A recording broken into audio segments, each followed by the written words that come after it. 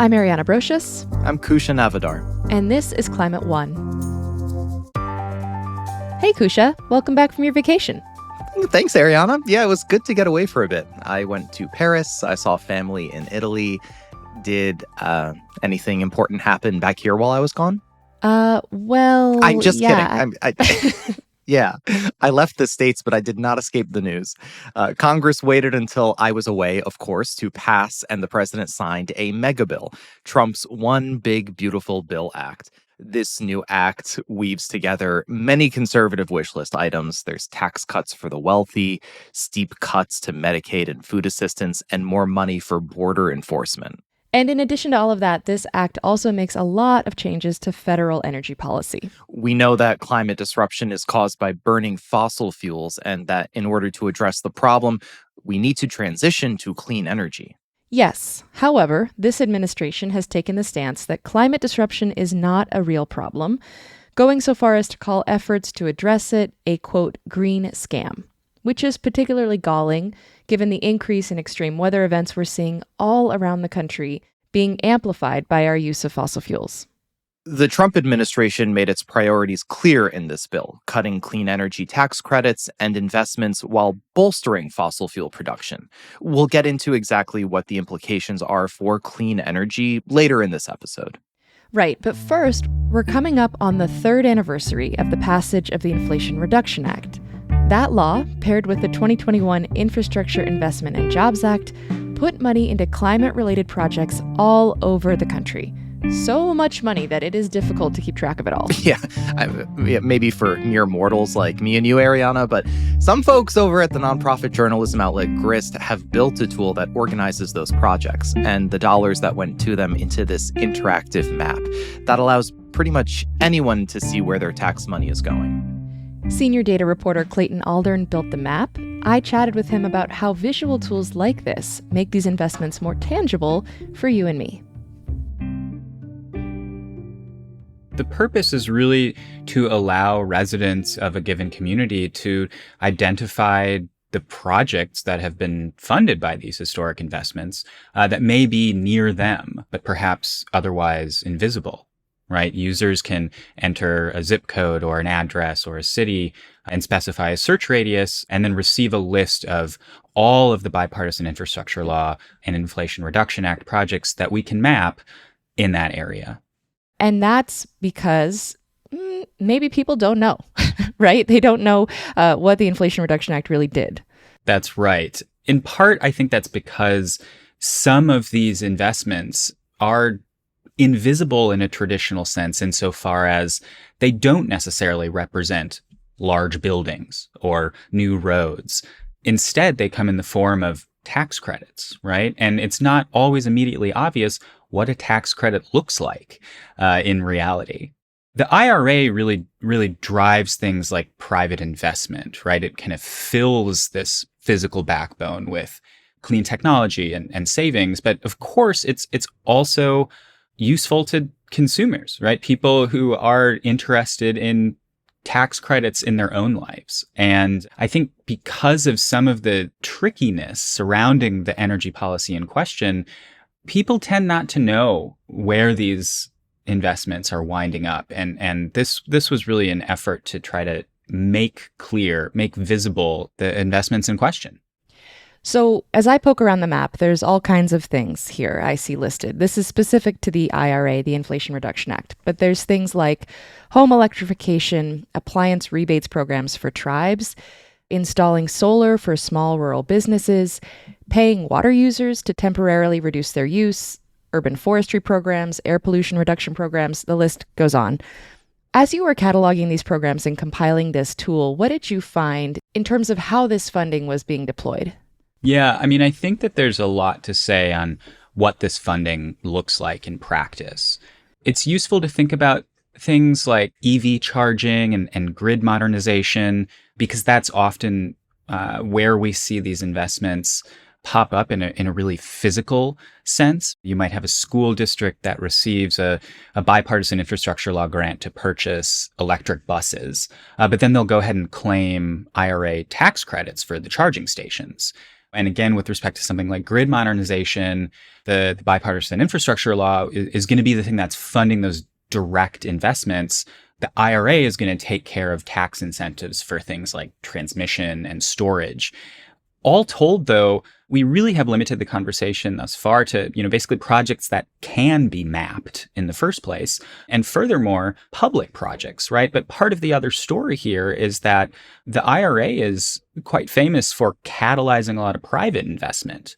And none of that is on this map. We're talking about billions and billions and billions more dollars that this thing has catalyzed all over the country. And this is not a uniform distribution across the country, right? We see concentrations of projects in specific areas. A lot of these success stories are in what we might consider to be the battery belt, as it were. This is, kind of in the Southeast. And, lo and behold, a lot of those districts, right, a lot of the congressional districts in question are, in fact, represented by Republicans who have tended to be otherwise hostile to the IRA, right? This was a law that was passed on party lines and, effectively just rolled back along those same party lines. Right. And that has been a huge aspect of this conversation, is the fact that a lot of this money, as you said, went to Republican districts. And that was for a variety of reasons. You could say there was some political calculus, but honestly, a lot of it's because the resources that were being captured, solar and wind, battery development, car manufacturing, that kind of thing, just happened to be in a lot of Republican-held districts. According to Grist's reporting, by the time Trump was inaugurated, the EPA, which is just one of the agencies receiving funding under the Inflation Reduction Act, had obligated 88% of its funding. So now we're 6 months in, prior to the passage of the Megabill, which is going to eliminate a lot of these programs. Do you have a sense how much of that Inflation Reduction Act funding got out the door? It's a good question. There are estimates all over the place. We're really looking at, in this map, a snapshot as of, let's call it, the advent of the new administration. The EPA was awfully good at spending its money.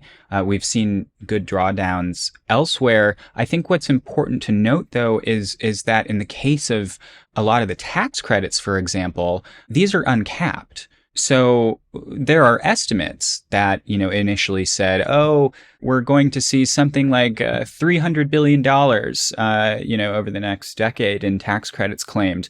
But because of the extent to which folks have actually been taking advantage of them, whether consumers or private companies, those estimates were constantly getting adjusted upwards. And I think some of the most recent ones put them closer to like $1 trillion in credits claimed over the next decade. So I think this is all to suggest that, especially in the case of the IRA, people were taking advantage of the credits in question, and companies were building with that money. Not to harp too much on the kind of political distribution question, but I can think of a district in North Carolina where the representative referred to the IRA as kind of like, quote unquote, like woke climate programs. And that district got a $13 billion Toyota plant, right? With like 5,000 employees. Mm-hmm. And so these investments were working and now unfortunately have been kneecapped. Right. Are you planning to track these projects that are being canceled or defunded now because of the passage of this mega bill? We would like to. It's awfully difficult. One of the reasons it's difficult is because of the manner in which the government releases spending data on programs like these. The bipartisan infrastructure law is a bit easier to track on that front. Because the IRA is also implicated in leveraging private finance, being able to follow up on all of these projects requires basically keeping tabs on all of the companies that are implicated. And so we are interested in doing so. And I think it's going to be important to attempt to do so, especially given this narrow timeline that we now have in front of us, whereby basically projects that want to take advantage of the tax credits in question have to break ground within the next year, right? Right. We've seen estimates of the numbers of job loss projections, the number of factory closures, the loss of investments that will result from all the changes that are part of this mega bill. So, yeah, it will be interesting in the next year or two to see if those pan out. We've touched on this idea that it is difficult for an average person to maybe see the impact of some of the Inflation Reduction Act programs in terms of climate and energy benefits. What's the role of tools like the one you built to help communicate as a journalist the impact of these big federal programs? If a project is not somehow made visible, whether in reality, i.e., you see it when you walk down the street, or barring that via a tool like this one, hey, I know it exists. I know this program is unfurling. I know something is being built out there in the world. Residents aren't going to be able to connect with these laws. They're not going to be able to connect with these initiatives. And as I'm sure you and your audience know well, the IRA was a fantastically historic investment. And without an ability to connect to these numbers through tools like this one, I don't think that there's any hope for developing any kind of broad political constituency that cares about this kind of stuff. Because if you can't see it, it's really difficult for you to imagine that it's real. Clayton Aldern is a senior data reporter at Grist. Thanks for joining us on Climate One. Yeah, thanks so much for having me.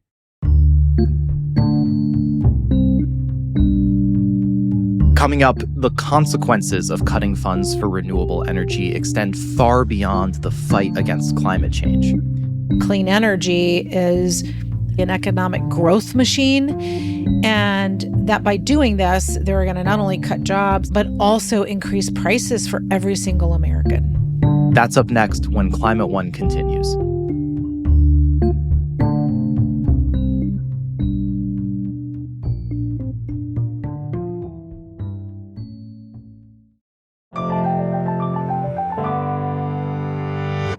On the 4th of July, President Trump signed a Megabill that in part attempts to undo many of the climate investments in President Biden's Inflation Reduction Act. It will have far-reaching implications for consumers and entire industries. Catherine Hamilton is co-founder and chair at 38 North Solutions and co-host of the Open Circuit podcast. She's a clean energy industry veteran who helped shape the Inflation Reduction Act. My client base is all clean energy and climate tech. So we worked on all the tax credits for clean energy, whether it was solar and wind. We had also worked on a transmission credit that was tossed at the last minute. We worked on the microgrid tax credit that had already expired, worked on the energy storage tax credit, and in fact, have been working on energy storage for years and got really strong energy storage R&D legislation passed during the first Trump administration. So that had been something that had been ongoing, the push toward energy storage. So we worked very much on the tax credit side. I also did a lot on the sort of the low income side of things, helped craft what that would look like, helped on the Solar for All program, which would provide rooftop solar and community solar to people of lower income. That is housed at Environmental Protection Agency.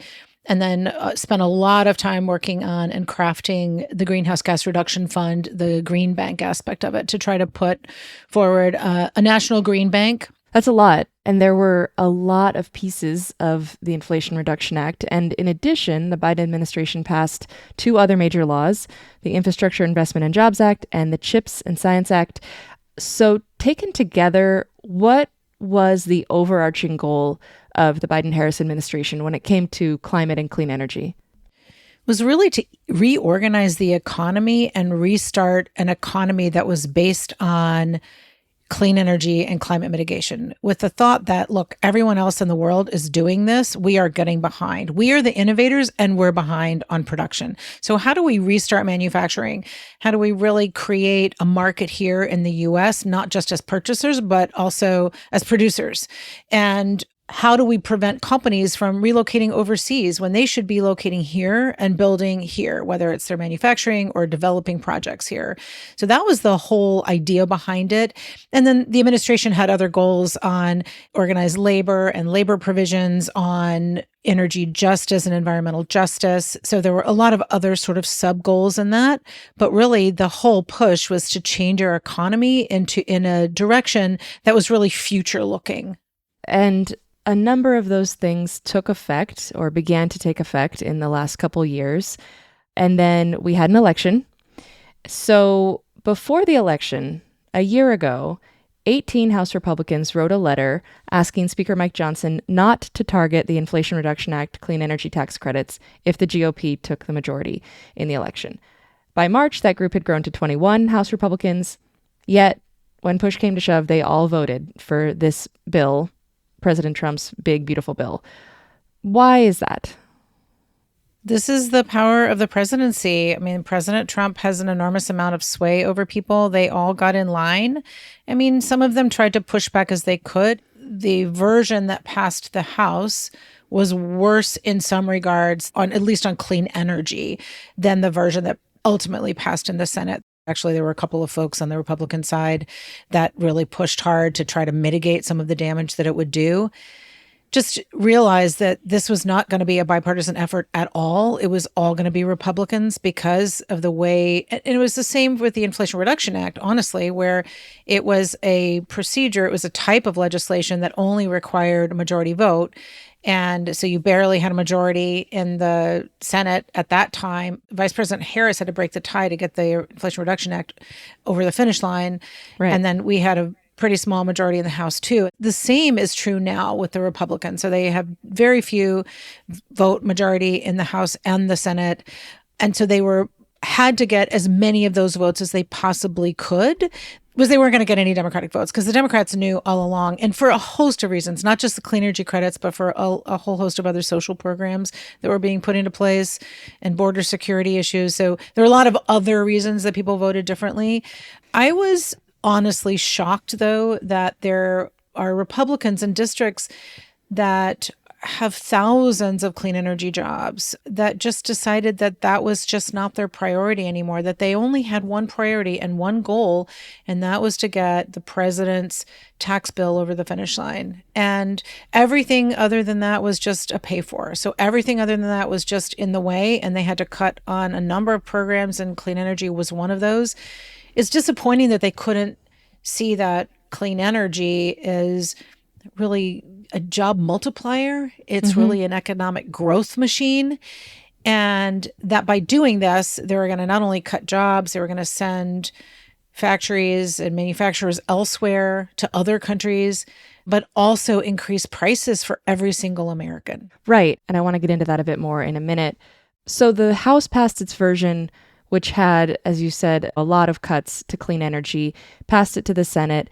In an Open Circuit podcast episode, you said that some of your Senate sources said this was a terrible bill. What did the Senate change? Did they change anything really significantly before sending it back to the House to get final passage?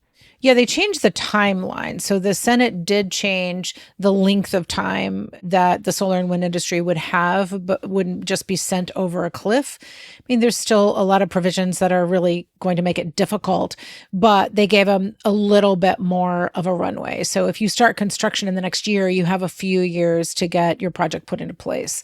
You still have to go by these new foreign entity of concern rules, which are potentially quite onerous, that try to avoid any ownership, partnership, or equipment supply chain from any entity like Iran, China, North Korea, right? China especially. But China is leading in the clean energy industry in a lot of these sectors already. So that's a big hit to not be able to use Chinese solar panels, for example. Yes, it definitely is. And there would be a way in which you could, over time, incentivize more manufacturing in the US, which we have been trying to do, but you can't just flip a switch and have it happen. And China is beating us. They're beating us in batteries. They're beating us in solar. Europe is beating us in wind. But there are a lot of other countries that are moving ahead. And interestingly, when the Inflation Reduction Act first passed, the folks in Europe were complaining. They said, oh no, they're going to beat us. This is terrible. Why is the US doing this? And there was like a lot of jealousy. And that is not the case anymore. For sure. Okay, so I have to come back to this. We've had Senator John Curtis on the show a few times. When he was chair of the Conservative Climate Caucus, he spoke a lot about his commitment to clean energy, the benefits of it. He voted for this legislation as well, as did many other climate-concerned Republican senators. And it happened very quickly. I think a lot of people were surprised at the speed. So do you have any insight onto what the thinking was around why these things like energy and climate didn't matter as much all of a sudden? So I think for Curtis, remember, he's a freshman senator. So he's new to the Senate. You're trying to navigate a new chamber and how people operate. But of course, he's one of 100. So there are only 100 of these people. They have a lot of power. And I think he did work to make it less bad. I think he worked hard to make sure that there was some kind of a runway. I mean, it didn't negate the fact that this is going to do a lot of other bad things. And, he had to kind of get in line with everybody else. Some people voted against it in the House and Senate because they didn't think it went far enough. Right. And so the president even had to promise them that he would do more to curtail solar and wind if they would vote for this bill, which is just completely ironic since so many of those folks have massive numbers of jobs in their districts and states. But I think for Curtis, and I can't, of course, see inside his brain, but, I think it was a calculus of like, how can I make this the least bad option? How can I make it so that it's not as awful as they would like for it to be? And I think all of them are in that position. I wouldn't blame one single person. They all did it. They all voted, except for those who did not vote for this bill. They all voted for this bill. I just want to highlight for listeners that this bill is dramatically bigger from a cost perspective than the Inflation Reduction Act. So how did Trump convince a fiscally conservative Congress that this massive bill was necessary? It was a real trick. They tried a bunch of accounting tricks. So they did some accounting sleight of hand to make it look like extending the Trump tax cuts for corporations and higher income weren't going to cost anything. It's like, it's just the same policy, so it doesn't cost us anything. But they also just decided that they're going to be able to cut enough other things to make it worthwhile. It's going to put our nation in absolutely trillions and trillions of dollars of debt. You can say it doesn't cost anything, but you will see in our economy that it is expensive. The Inflation Reduction Act was close to $400 billion, 400 billion with a B, not a T, of investment, the largest investment ever made in the world for climate change mitigation. And this is many trillions of dollars with specific policies to roll back climate mitigation. So that's kind of what we're left with. They are not fiscal hawks anymore. They are absolutely not. This is not something that they can claim to be. So let's get into what the bill does with regard to climate and energy policy. As you touched on, there are many, many other aspects of this mega bill that we're not going to talk about today, having to do with Medicaid and border security and other kinds of things. But speaking to climate and energy, what are the most significant cuts? So they really did go after solar and wind specifically. So solar and wind projects have to be placed into service by December 31st, 2027 to get the credits for investment credit and production tax credit. However, if projects begin within 12 months of enactment, that would be the 4th of July of 2026, they can remain eligible if they're placed in service even after 2027. So they have about 4 years from the commence of construction to be placed in service. But starting January 1st of next year, they have to comply with these pretty onerous and still yet to be determined foreign entity of concern or FEOC rules. Those could be stifling in and of themselves, not just from an uncertainty standpoint, but also from just like when you go to your bank to get the funding, are they going to be willing to finance a project? Section 45X for manufacturing was kept in place for a lot of technologies. So wind components, termination is the end of 2027, but solar and battery components go to 2032 and critical minerals 2033. So they have a little bit more of a runway. Again, these FEOC rules will go into place. So there are a lot of restrictions placed on what you're going to be able to build, what your supply chain looks like. So if you think of you're building a factory, your components to build it, the things you're going to build, you have to pull a lot of different things together from supply chains, some of which could come from China. That's just the reality. So then they have to be very careful about what that looks like and what the thresholds are for that. Some of the big pieces that got cut were 25D, the residential solar tax credit, was cut after this year. So that means that if someone wants to put solar panels on their house, for the time being, you can get a 30% tax credit. That's going away for homeowners at the end of the year. Completely. Yes, absolutely. There is still an ability to lease. So I think that is still a possibility, but that's under a different tax credit code. It's not under 25D. Another one is that in September, the EV credit is repealed. So that completely goes away. And then The solar and wind development on public lands also has been made very much more difficult and much more expensive. We have lots and lots of public lands that are open and available for development. They have been for oil and gas for years and years. Solar and wind had also had access to those lands. That is really going to be very difficult now. The greenhouse gas reduction fund that I mentioned, that has been fully repealed.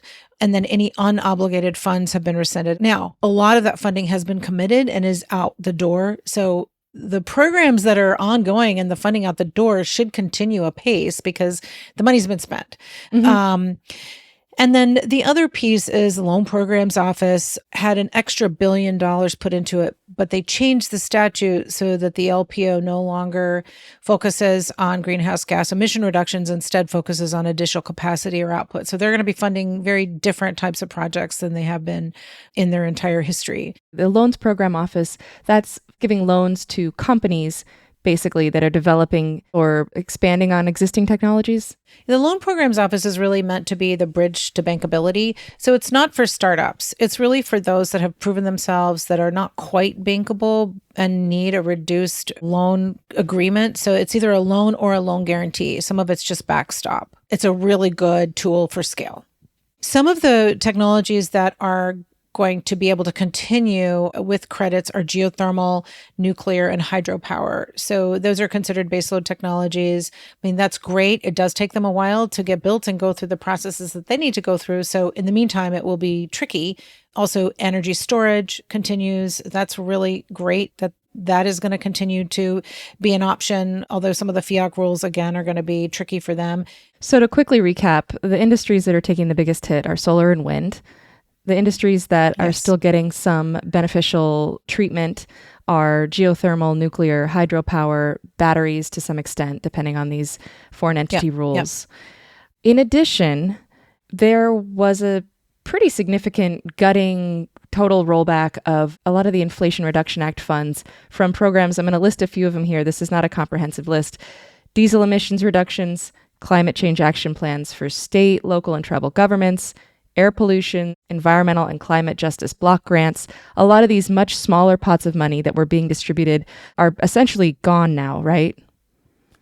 Yes. And those programs were so important because they're so highly leveraged. It's a very small amount of federal government investment for enormous benefits on the other end, because state and local governments often just don't have the capacity, the human capacity, the technical capacity, and of course the funding to get some things done. And if you can do that from a federal level, it's really like sowing the seeds everywhere. And that has really been rolled back significantly. I mean, the position of the entire administration is that climate change is not a problem. It does not exist. And that anything we were doing to mitigate for it is really no longer in the interest of the U.S. Do you have examples of projects that will not go ahead or maybe are under threat because of these investment cuts? Yeah. Since Trump's election, clean energy companies have announced 142 projects that are threatened, delayed, or canceled, about $87 billion in investments that has been delayed, and 92,000 jobs that have been threatened or eliminated. Now, that job loss is going to be over time much, much higher. So those job numbers just are exponential over time. But in preparation, of course, a lot of folks were reacting by freezing in place or cutting back on what they were doing or backing off of some of their investments, delaying any manufacturing build out. Now, the manufacturing tax credit, of course, still exists. And yet, if you don't have a demand on the other end, why would you be manufacturing? So if you don't have a demand for solar panels, why would you manufacture them? Well, this is also hitting the EV market. That's part of the issue. Yes, exactly. Yes. Why would you manufacture EV batteries if you don't have a tax credit? Now, I would remark that just because we don't have a tax credit does not mean people are not going to buy EVs. They'll be more expensive. Rooftop solar, people will still install. They will still install battery backups. They will be more expensive, but it will still happen. We are still in an energy transition. Electrification is still ongoing. Demand is still increasing. Our tools have now become much more expensive. So in short, the cuts that are being made here under Trump's Megabill Cuts to clean energy, climate resilience, innovation will basically make life more expensive for everyday Americans, right? Because energy is going to get more expensive. We're anticipating a huge, explosive growth of demand in the energy sector. Gasoline prices might get more expensive as demand for that continues rather than dropping if EVs were adopted. All the home and energy efficiency improvements funds have been rolled back, so it'll be more expensive for everybody. Yeah, they expect cumulative household energy costs to increase by $32 billion over the next 10 years. And of course, climate pollution will only increase. And the government right now is really focused on how do we push for more coal and more natural gas. I don't see coal as really being something that is going to be cost effective at all because it just isn't. There aren't people building coal plants, but I could see a slowdown in shutting the ones down that are in operation that are clunky and dirty. Natural gas, we have a problem with getting turbines, so it's still going to take a while to build more natural gas. And what you're doing is you're saying, all right, we're going to only focus on technologies. And I would say geothermal and hydropower, those are great, and nuclear as well. Like, let's continue to invest in those. Again, those take a little time to build. And in the meantime, as you refer to, demand is going to continue to grow. And we've just reduced the number of things that we can use cost effectively to mitigate for that. Right. So there was a theory after passage of the Inflation Reduction Act that because the funding overwhelmingly, we're talking billions of dollars, lots of jobs, went to red districts, that these investments would be safe from a future Republican-held Congress. That didn't pan out. Why didn't that strategy work? I am confounded by that. And you look at the ones where they're losing investment. So Michigan is the most, of course, they're the head of EVs. It's like, $17 billion at the moment that it looks like is going to be threatened or delayed, or the investment loss, that's only going to grow. But Texas is huge, $11 billion. Louisiana, Arizona, Georgia, Wisconsin, Indiana. Indiana has 9,000 solar jobs. And you would think that the senators from Indiana, the members of Congress from Indiana, and I've talked to them, would step up and say, you know what, we probably shouldn't destroy these industries because we're going to wreck our jobs and our economy and our state. And really and truly, it feels like they just decided that the risk of not doing what the president wanted was higher than the risk of job loss, significant job loss in their districts with their voters. It remains to be seen what will happen as a result of that. But it was a calculation that they made, and they just decided it was not worth going against the president. Yeah, and I think it's worth pointing out that in addition to these losses in their home districts in these states that had been seeing a lot of growth and job increases, this bill will also hurt other Republican priorities like better grid reliability, energy dominance, these things that are in many ways kind of bipartisan priorities. It's still going to negatively impact those too. Yeah. I've worked obviously in a bipartisan way forever, for my entire career. And the Republicans were all of the above people. They were like yes, we like oil and gas, but we also like renewables because we need an all of the above strategy. And that is not where they are right now. They're in the all of the below strategy at the moment. Very few are saying, oh yeah, we need to do more wind and solar. Now, I think some of them recognize we need to do more grid technologies for sure. There are a lot of Republicans that are very interested in geothermal and hydropower and nuclear. But when you look at how do we plan a system, how do we plan for our future as a nation and as stitching together our entire grid and everything that serves it and all the customers that are on it, they just chopped off one of the limbs. They've chosen, we're going to only keep these things, and we're going to take away a bunch of other stuff that could be really useful and productive because we need to pay for a tax credit. I think people should not stop engaging with their members of Congress. Like, tell them what's happening. Show them your electric bills. Show them. In 2 years, we'll have another House of Representatives election, and these folks need to be held accountable. They need to be shown that, what you voted for, it's not doing us any favors at all. So you need to step up, and you have one job, and you've sworn an oath that you would protect the people that elected you. And that is what you're supposed to do. And we need to hold these people accountable for it. Catherine Hamilton is chair of 38 North Solutions. Thank you so much for joining us on Climate One and explaining all of this complex policy. It's been a pleasure. Thank you.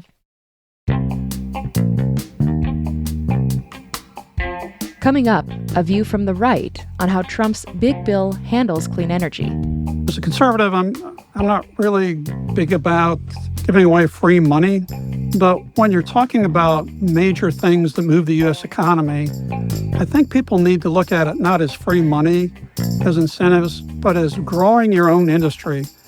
That's up next when Climate One continues.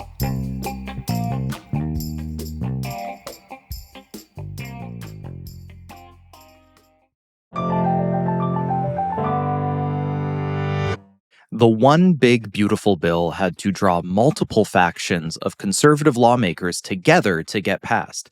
And while numerous Republicans objected to aspects of the law's cuts to clean energy incentives during negotiations, in the end, nearly all of them voted for it. John Soka is CEO of the Conservative Energy Network. He talked with Austin Colon about the impacts of the new law. Well, I'm a conservative. My organization is right-leaning, and our mission is to champion secure, reliable, affordable, clean American energy. And rather than having a mission statement and some touchy-feely vision statement, we broke it down into really 4 goals that we think America should strive for. The first goal is restore American energy leadership. Second one is save Americans money. Americans/ratepayers money. The third is build American, and the fourth is secure the power grid. And then we've got conservative principles that underlie each one of those. So I don't go in and talk to conservative decision makers about saving the polar bears or ice caps melting or things like that. And what we do is we show them, I've got to print it out on one sheet of paper and say, is there anything on this paper you disagree with? And sometimes people say, well, clean, what's that mean? And I explain, yes, it's solar wind batteries. It's also nuclear, which is considered clean. And they say, well, I agree with all that. And then the next step is, okay, well, are you aware that the country needs 600 to 700 gigawatts of energy by 2030? And they say, I didn't know that. And then I say, well, here's all the different type of generation. How are we going to get it? Here's the deployment timelines for these different type of sources. In the next 5 years, the only thing really available at scale is solar wind batteries. Plus, the gas turbines are already on order and maybe a little bit as soon as they can spin up the lines, but really that's 2030 and beyond too. And they say, I didn't know that. So about a month before Trump's, One Big Beautiful Bill was signed, you were in D.C. and met with lawmakers from 11 states. And you even said, quote, abandoning proven energy tools like solar, wind, and storage will jeopardize our ability to dominate in the global economic race, which is, a pretty strong statement. How do you feel about the outcome? Mixed feelings. The Big Beautiful Bill had many different things in it. I'm in North Carolina, and Senator Tillis, I think, very eloquently talked about what it would do to Medicaid in the state. So there was that. There's the tax piece. There's a lot of different pieces in there. When you talk about the energy piece, however, I was less than pleased with how it treated solar and wind and battery storage. I was okay with how it treated nuclear and geothermal. But one of the things that my organization says, and that really is a precept of Republicans, is you don't pick winners and losers. You should really treat everybody the same. And I think that extends to energy generation sources. The bill did not do that. It extended or left alone some of the incentives for preferred generation sources and then pretty much pulled the rug out from others, which as a conservative, I've got a problem with that. When we spoke before, you mentioned the national security implications of clean energy.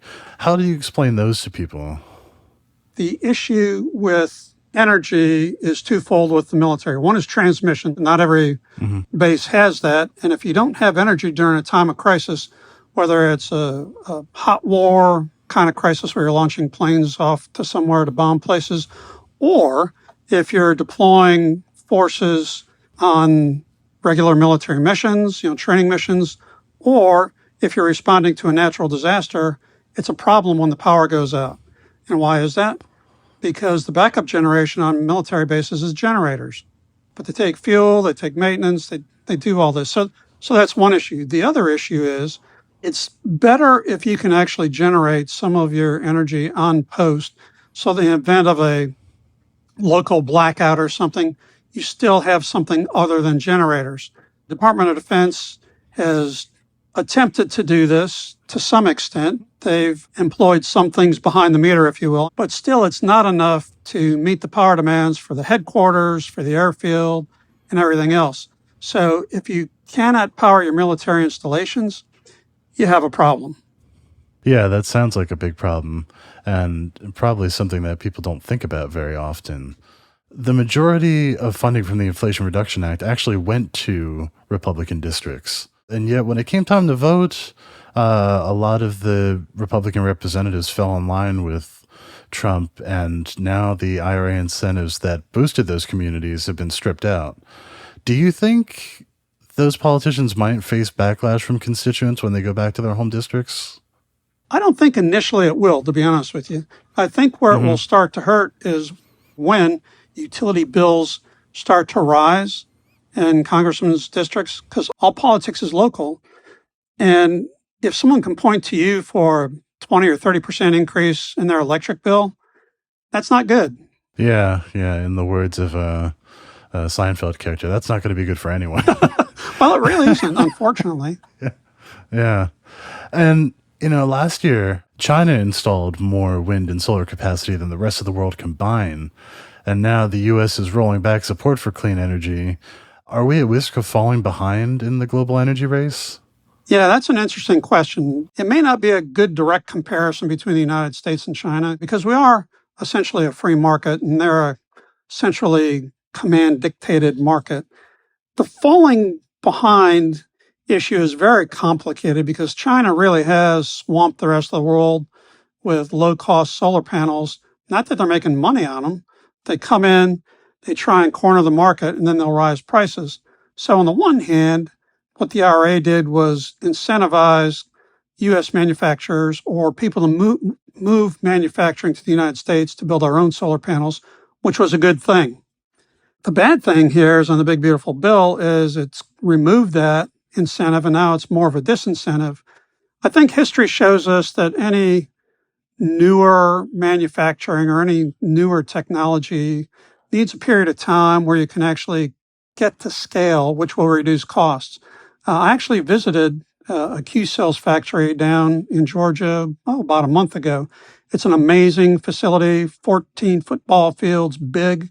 It does everything from growing the crystals to slicing them in a clean environment. And at the other end, out comes solar panels, and you can use the silicon wafers for other things. It's really a first of its kind in the U.S. Now, they're far enough along that they aren't penalized by that. Really, I'm disappointed to see the knees kicked out from underneath some of these industries. We're trying to do similar things to what Q-Cells is doing in Georgia, and now they may not be able to because of the incentives cutting off soon. As a conservative, I'm not really big about giving away free money, but when you're talking about major things that move the U.S. economy, I think people need to look at it not as free money, as incentives, but as growing your own industry. And right now, the clean energy industry in the United States employs hundreds of thousands of people, lots of jobs. And with that, everybody gets paid. They pay taxes on it. They buy things, so it helps. That's really the issue with the energy part of the big, beautiful bill, is I don't think it gave enough time for businesses to really adapt to the change in circumstances. Yeah, that makes sense. I recently spoke with Republican political consultant Mike Murphy, CEO of the EV Politics Project, and he told me that Republicans like tax credits and rebates just as much as Democrats do. Everybody likes getting money back, and that's certainly been true of things like rooftop solar panels and EVs. Do you think the loss of those incentives will shift public opinion at all on the mega bill? Well, I don't know. I mean, on the EVs, Ford, General Motors, major U.S. car makers have put billions of dollars into retooling their production lines. And the incentives were there to incentivize people to buy electric vehicles, which is a direct return on investment to the major U.S. manufacturers.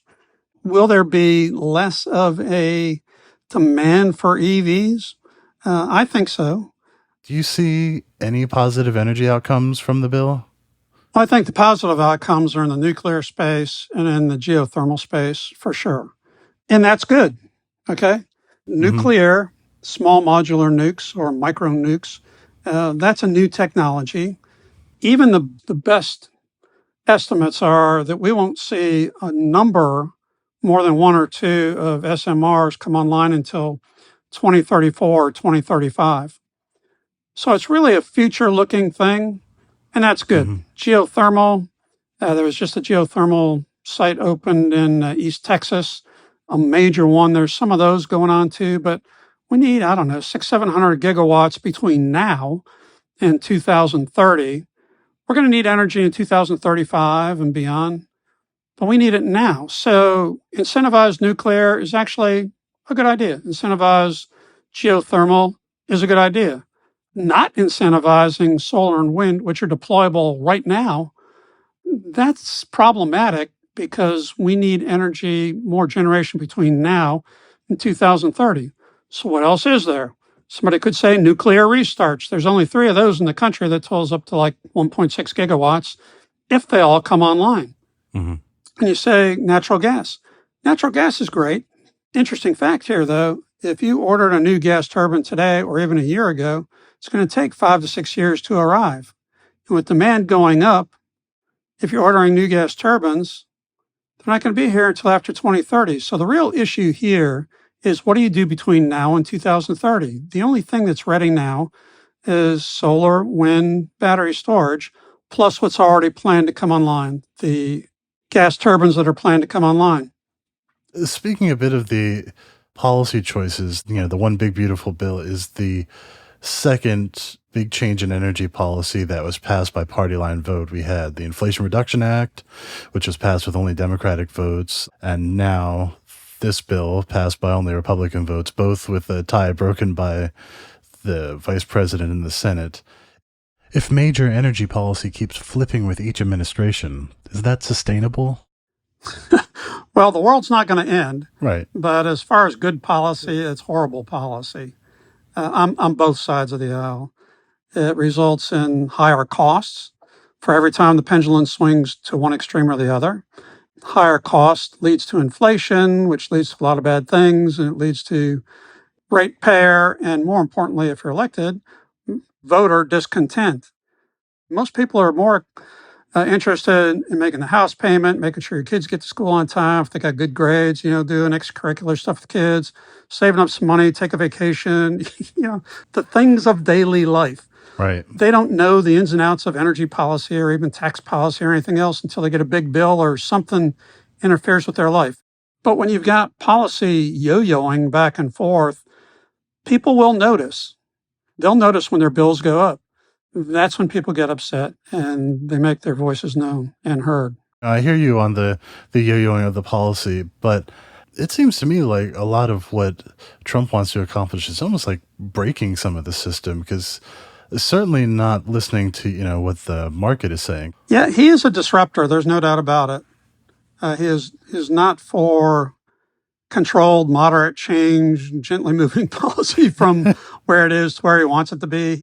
And he's got it in his head about where the country should go. And he was elected because the majority of people and the majority of states agreed with him that we needed change. I'm not sure everybody agrees with him. The worst thing you can do for business is to make an uncertain environment really quickly. There's something to be said for disruption. How do you balance one against the other? That's the $3.4 trillion question, I guess. Right. John Soka is CEO of the Conservative Energy Network. Well, John, it's been a pleasure talking with you. Thank you so much for sharing your insights on this new bill and what the energy future might look like because of it. Well, thank you very much for having me on.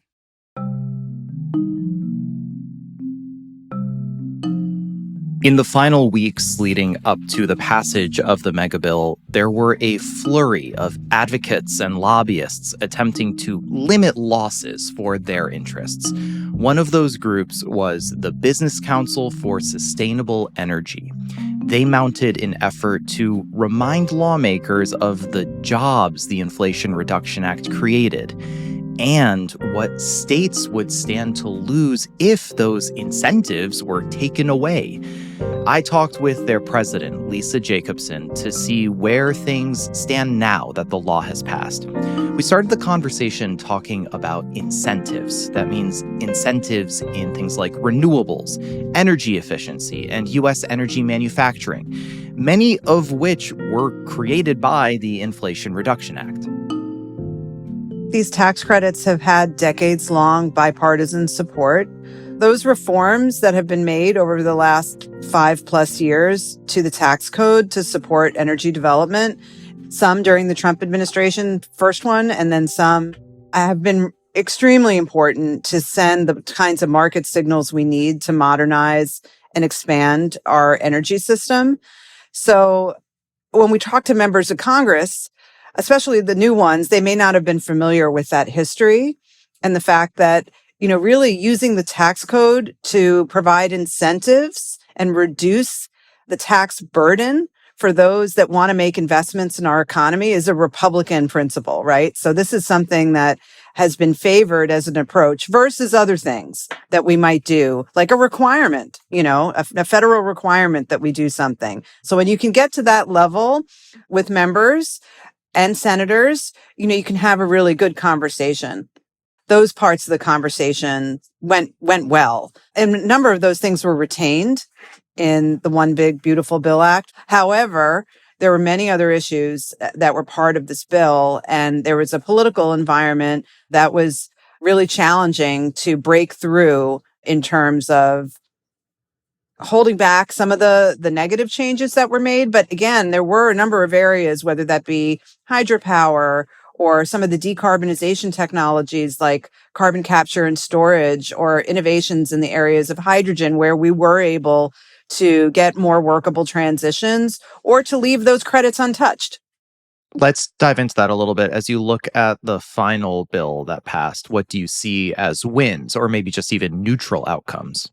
Right. I mean, in terms of the more positive areas, they reflected some of the technologies that have often been overlooked in the renewable energy sector from a policy perspective, like hydropower or geothermal, biomass, biogas. Those technologies have been part of the tax code, but because we have not had long-term rules of the road in the tax code for the energy sector, they have such a long project cycle that in practice, they really were not able to use those credits.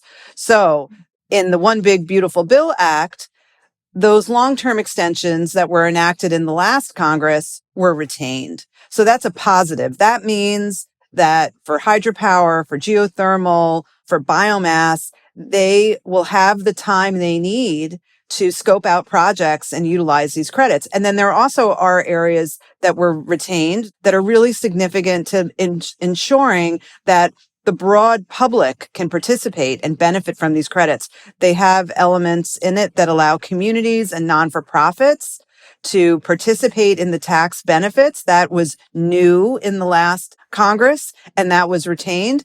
And then they also had a new mechanism that would basically allow these tax credits to be transferred to other private sector or other entities that would buy them to help support financing for energy projects. That's called transferability. It sounds really wonky, but basically, if you don't have tax liability, you don't benefit from a tax credit. So this was trying to find a way to bring more private sector dollars into the energy investment ecosystem to get more projects moving and finance them. So it's a really important provision, and it was retained.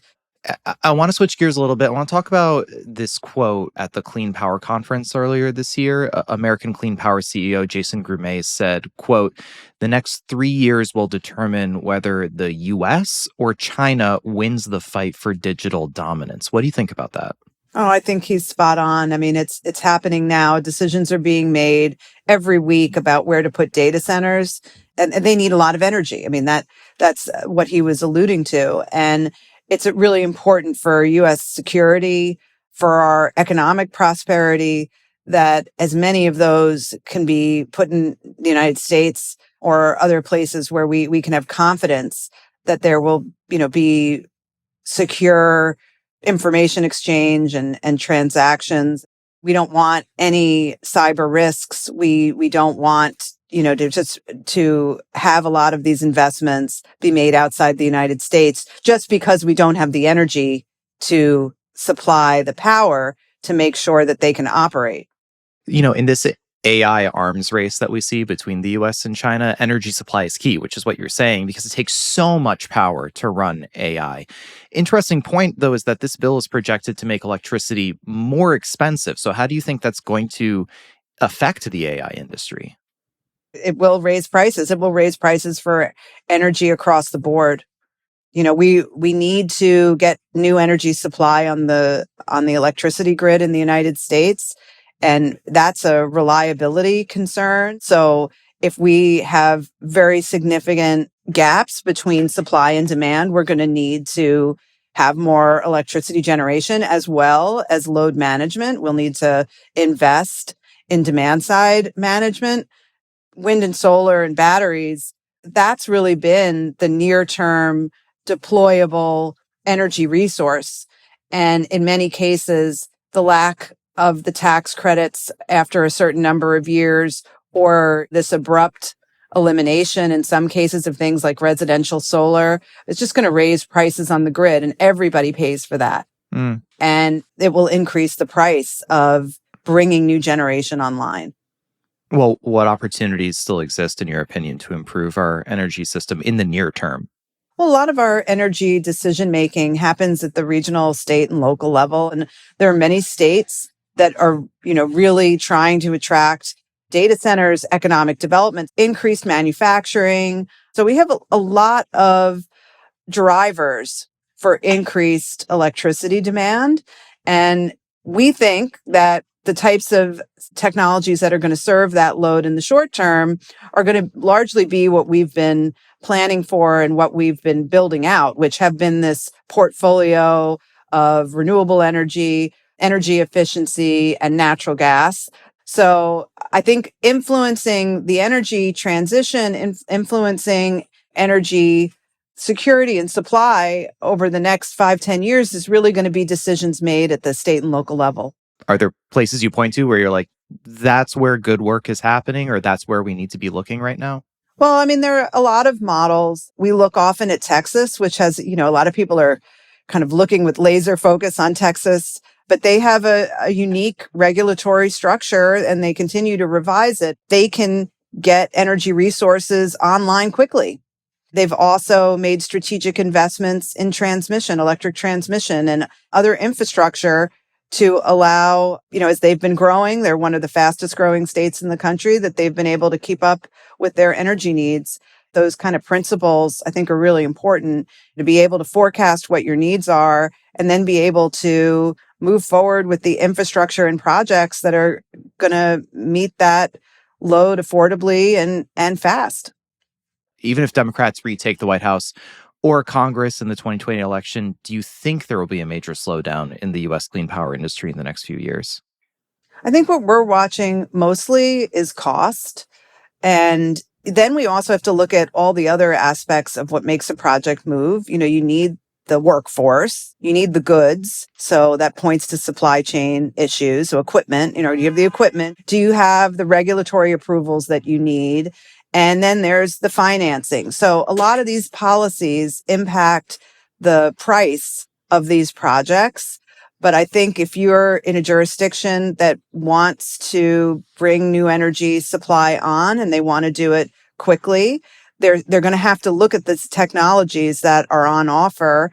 And unfortunately, it may cost more. But that portfolio of what's available is not going to change. For us, I think the biggest concern is how it's going to impact the economics of these projects. And we're still kind of in a mindset where people are being very, very cautious because they don't want to make investments and have the rules change yet again. What do you want listeners to know about how these changes will affect them and what they can do to be engaged?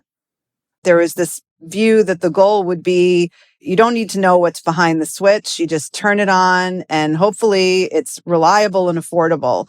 I think now to ensure reliable and affordable energy in the United States, we do need to have an engaged public.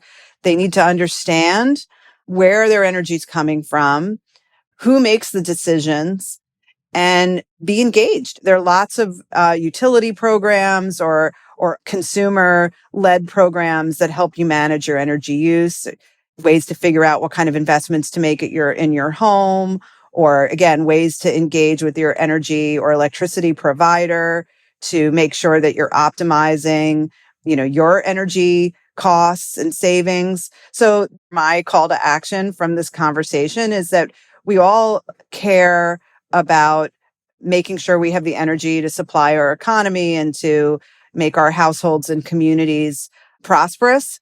So we need to get educated and we need to speak up to our policymakers. Lisa Jacobson is the president of the Business Council for Sustainable Energy. Lisa, thanks so much for talking through all of this with us. We appreciate your time. Oh, thank you. I really appreciate the opportunity. Hey everyone, it's Kusha and Ariana. Before we close out today's show, it's time for Climate One More Thing. We both got something, so I will start. I just got back from vacation, as you heard at the beginning of the episode. I was in Milan, and I saw something that immediately made me think, oh man, I got to share this on Climate One More Thing, because I saw a BYD dealership for the first time. And listeners, you may remember that we've been talking about BYD recently with the EV market, the large Chinese EV manufacturer. Those cars you can't get in the States. It was my first time seeing them in person. And Ariana, I thought two interesting things. One, very competitive price point, which we've talked about. Yes. And two, they name their cars, at least the two that I saw, after marine animals using their English names. One was the dolphin, one was the seal. I thought that was pretty interesting marketing. So BYD, that was my first experience. We have pictures of it too. I took pictures. I don't know if I was allowed to or not, but you can check out our most recent newsletter. I wrote a little behind the scenes about that experience. You can see some pictures of the cars. Ariana, what do you got? Cool, that's great. Mine is a news you can use this week. So as we've been talking about extensively in today's show, there are numerous consumer tax credits that will be expiring soon because of changes made under President Trump's Megabill. So if you are thinking about buying an electric vehicle, you need to act fast. If you want to get some money back, you need to purchase or lease that vehicle by the end of September to get some refund. If you want to do something to make your home more efficient, like say replace your windows with more insulated ones or put insulation in your roof, you need to do that by the end of the year. And same thing with putting solar panels on your roof. There's a 30% tax credit that's been in place for many, many years that will be ending at the end of this year. So if you're in a position to take advantage of these, do so now because they really do have long-term benefits for your pocketbook, for your health, for the air quality, and for the climate. So act fast. And that's our show. Thanks for listening. You can see what our team is reading by subscribing to our newsletter. Sign up at climateone.org.